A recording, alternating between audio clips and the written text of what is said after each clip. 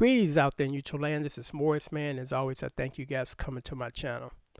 Uh, at this time, I don't know what I'm going to entitle this video, but it's about the physical guitar, and I think that it would help some of you young people out there that are trying to get started, because there's some things that over the years people had told me and pointed, as far as the attention to, that it was very helpful to my learning of playing the guitar, because I think it starts off like this for most. You keep begging your parents to get you an instrument because you want to play something, and your parents don't know nothing about music equipment. They just go to the music store and grab the cheapest, quickest thing and reach and give it to you. And when you get it, it's hard to play.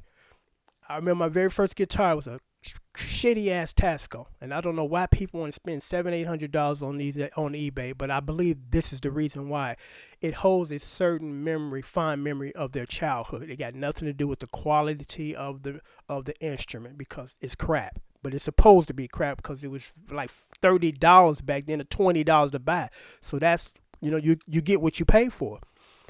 And the first guitar I got, the action was awful on it. I mean, the strings were so high, from the fretboard, because that's for you musicians that or beginners that don't know what action is. Action is the strings, the ratio of the height between the strings and the fretboard.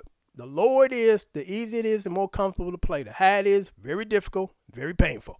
And most cheap guitars back in the day, or even now, action was so high back in the day, I could stick my finger between the string and the fretboard.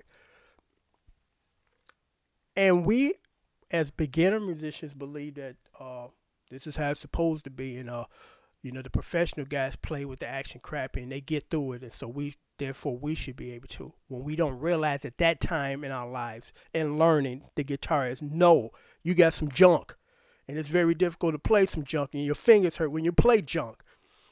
So after a while, and then you're taught this to assume this.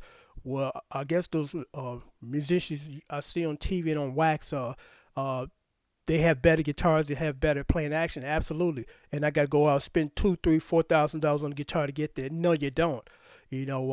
Nowadays, I mean, I swear by Jay Tercers and Just Dave guitars, because what I liked about Dave guitars is, I told him what I like, and I told him what I don't like, and he gave me what I like, didn't give me what I don't like. But Jay Tercer, whoever, has, erected that company, they're thinking. I mean, they are really thinking, as far as sometimes people put stuff together that don't know nothing about how people that are going to buy it use it. They just put it together. But Jay Tercer is like, we got it. Because one example, as far as they got it, is when you want a Seaform green from Fender, that's considered a specialty color. And as a result of it being a specialty color, guess what? You're going to spend an additional $400 for the color. Jay Terz is like, I'm going to give you that on the standard price guitar that we sell. We're not going to jack you up on because you want a certain color. But other companies do that. That's what I love about Jay Terz. You can get any color for the same price of any guitar. There's no $300 markup because of the paint job. And another thing that I love about them is their neck. Apparently they treat their neck with something, because the low end Fenders, and I know they're low end, but even still, when they low end, I still expecting high quality, unless you're going to literally give it to me for free. And even still, I want high quality, because the low end Fender guitars, and I'm not knocking Fender because I love their products. Nowadays, it's like, the first time I seen this, it was I think it was on one of my tellies, and I said this to myself. It looked like somebody went outside with a chainsaw and cut some wood off the tree and stuck it on this guitar. It looked the wood looked that fresh. It's like, what happened to the shellacking and all that other stuff that's put on the neck that's treated that's not here? It's like I'm just playing lumber. I mean, I know these are wood, but they put something on top of the wood. And I love their necks. I mean, their necks are smooth, and it just feels good to play. Because to me, and as we get older and we play more, we start to realize things. To me, what's first and foremost, it's not what it looks like. It's not what brand it is. It's not even what it sounds like. It's what it feels like to play. Because when you're comfortable, you can play for long periods of time and play well. When you're not, You know, you live in every minute of you playing, and then it's like I'm getting through this pain, and the song's almost over. You don't want to be thinking about stuff like that.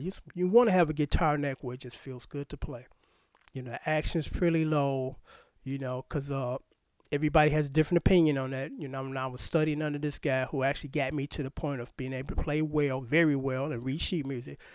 But his philosophy on certain things I didn't agree with. You know, and one of them was I had my guitar and the action was perfect. That was probably the most perfect guitar action I ever had. It was a Ibanez Blazer. I bought it at Guitar Center one day, and I only paid I think like $100 for it. It was used, and it had just one slight imperfection on one of the notes, all up and down the neck. Just one note had slight buzzing, just one. And as a result of that, I asked him, to work on it to get that buzz out. And sometimes, in a lot of cases, unfortunately, when you just want to fix one little thing, you just created four more new things. So sometimes now I say, you know what, just leave it alone. I can live with that for the time being. So I gave him my guitar, and the action was, like I said, it was sweet on it, perfect. I got my guitar back. My action was high. I had these thick ass strings on gauge strings, and I was pissed. And he was like, well, you got to develop your finger string, and you can't be playing those light strings, and it's not gonna help your finger string. And the action, you got to be able to squeeze it down. That was his opinion, not mine, and it's not what I wanted. And that's one thing that young musicians, have to realize what you like. Now it's different if what you like is obviously not going to be beneficial to your playing overall. But as far as the comfortability of you playing, that's on you. No one can tell you, this is what you should be playing at this string action of strings. If you don't like it, you don't like it. And what you like, you keep, because again, if it's not disrupting your playing or studying the guitar, if that's what you like, that's what you like. And don't back down to nobody, regardless if it's your teacher or not. Because when I got that guitar home, I redid it. But I never was able to get it back to the lower action that I had prior. And then, because it was easy for me to take the heavy gauge strings off. Because to this day, I play the lightest gauge strings possible, which is .008. I mainly play Fender strings, or I play what's the Dario strings, gauge strings. That's what I like. I like my action as low as possible to the point where it's almost buzzing, but not buzzing. Why? Because it's much easier for me to play comfortably. Another thing is, you try to get a guitar action where it's level. Everything is like this. From up here to down here is the same length, and still it's very low here and almost hitting these metal dressings, and way down here is considerably noticeably higher than it is down there. You want it to be like this. It's like when you're walking down the street, you don't want to be coming down a hill and then you preferably want just a straight cross, up and down. So it's things like that that are really important that most musicians don't realize, or we've been conditioned to believe when we first started, that it's supposed to be hard to play. I mean, everybody plays it hard, and I just got to stop being a wimp and play it hard and get through it too. No, it doesn't supposed to be hard. It's supposed to be very comfortable for you to play. Now, of course, when you first start to learn how to play, if you got the best set of guitar in the world, it's going to be difficult for you because you're new to this. So you're stumbling and fumbling through it, and your fingers are hurting. But after a while, your fingers stop hurting, and you start to play.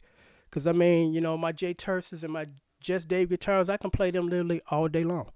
They don't hurt my fingers. I'm not thinking about, man, this is painful. And how do I get through this? Because, again, like for me personally, when my action is low, when I play my strings, after that, I look at my hands. I don't see the string marks across it. But when the action is kind of high, and you got certain types of gauge strings on your guitar, and you pressing down on it after 5-minute song, you stick your hand in your face and you see all these railroad crossing lines, and that's an indication that something's going on there that shouldn't be going on. And normally the culprit is the action. And partner in crime is certain types of strings guitars, certain strings, gauge strings, and certain brand strings.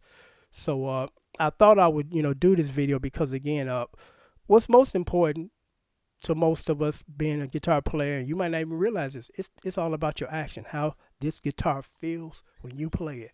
Not what color it is, what brand it is, what it sounds like, these wonderful pickups in here, because that means nothing if you can't enjoy what you're playing.